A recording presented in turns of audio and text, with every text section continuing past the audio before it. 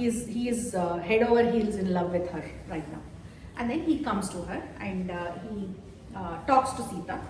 He talks to Seetha. He says that he's there for begging. He's there for alms. ALMS, do you know that?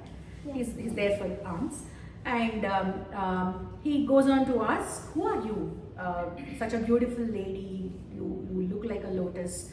Your eyes are like lotus petals. Your skin color is that of a purified gold. You look yellowish in tone. You look like a queen. Not even a queen. I have not seen any goddess who is as beautiful as you. I have not seen an apsara who is as beautiful as you. No yakshini, no gandharva lady, no yakshini, no kinnara. Nobody in this world that I have seen matches your level of beauty. What are you doing here in this forest, in the middle of this forest? And the way he describes Seetha is something that I really cannot describe right now. But it shows how he is viewing Seetha, how he is looking at Seetha, and how lustful he is at this moment about Seetha. Then Seetha goes on. Seetha is worried right now because Seetha in her mind is thinking, what kind of a Brahmin talks like this? He also utters Vedas. He also takes a couple of hymns from Vedas. So he's definitely learned. He's a Brahmin, but he's not a sage. Because sages don't indulge in this kind of a talk with a woman. So he's not a sage. He's a Brahmin for sure. But who comes, if somebody is begging, there should be something around who also offers that, right? In this kind of desolate, inner, deeper forest of Dandakaranya, why does he have a hope of getting anything out of begging, right? He should be begging in a village, he should be begging in a city, at least in a place where people live, people dwell. But this is not a place for begging. So she knows there is something fishy about this guy. But she's very smart and she tries to indulge in a talk with him. Because she cannot revolt. She cannot say, just don't enter, just go away. Why are you talking like this to me? If she talks like that, there is a threat from him and he might also attack her. So she's trying to engage him in a conversation, hoping that Rama and Lakshmana will return. She goes on to tell him her background. She tells him where she's from, who her father is, who her father-in-law is, and how the entire backstory of how Rama, Seetha and Lakshmana came to the forest. She narrates the story of Kaikeyi asking her husband for a boon and Dasharatha sending. The entire story she takes time and narrates. She's in her mind, she's really worried what is going to happen from this, what is the threat she's having from this guy. But she is not showing any of those things in her face. She is trying to indulge and keep him engaged in the conversation so that she can buy some time. She's actually looking for her husband and Lakshmana. There is no sight of both of them. And she tells this entire story.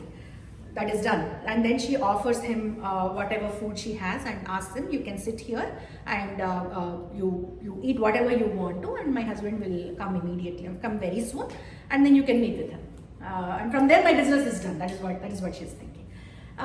Then Ravana sits there, and he also starts talking to her, and then she asks him, who are you? Now I have given you my background. Who are you? What is your, who are your parents? Where do you belong to? Then Ravana doesn't hide anymore. Ravana shows his true colors now. Ravana tells her, I am Ravana. I am the king of demons. I belong to Lanka. My place is like in the middle of an ocean.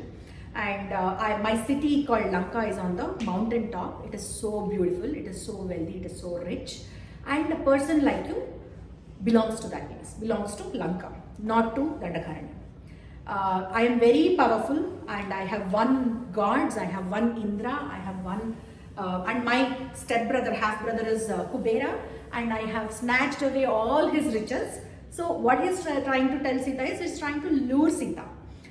You told me that you are a princess of Videha and you have had all the luxuries in Ayodhya, but whatever you have seen in Ayodhya is like a drop in an ocean, and the luxuries that I have is like ocean, and whatever you have seen in Ayodhya is a drop. So you belong to that place, and if you come along with me, I will make you the queen of Lanka. I'll make you my queen, and you will be served by at least like 5,000 maidens every single day. And he promises her all sorts of riches. Anything, you name anything. There is nothing that gods enjoy that I don't enjoy. So all those kind of riches will be at your foot once you accept me and come along with me to Lanka. Then Seetha says, this is very inappropriate of you. I am a very devoted wife to Rama, and Rama is a very able person, and she recounts all the great qualities of Rama. She goes on to say that Rama is a very righteous person. Rama is very strong, very well built. He is all the things that we know of Rama, right? All those things she recounts. But Ravana says, you are a fool to be thinking like that, because if Rama were that powerful, the minute Kaikeyi asked for this kind of a boon, Rama would have waged a war with his brothers and then got Ayodhya for you. Instead, Rama has dragged you into the forests. What kind of love, or what kind of valor that you are talking about Rama, and what kind of love does he have towards such a beautiful lady like you, who deserves to be dwelling in the palaces, and Rama made you come into these kind of forests, and still you are I don't know what makes you praise Rama so much. Because of Rama, your status has become this today. And you are praising Rama for God knows for what reason, but I am telling you, this is not appropriate for you.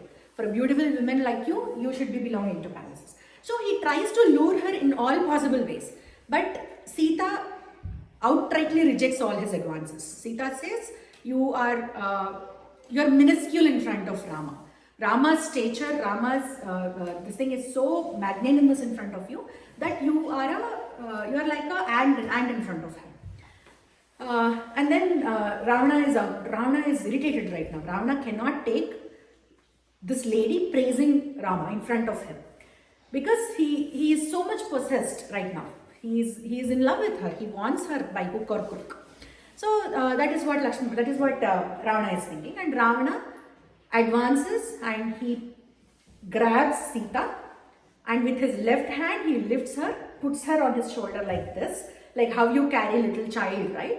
He puts her like this in his shoulder, and he abducts her, and he takes her in his Vimana. He proceeds towards his Vimana.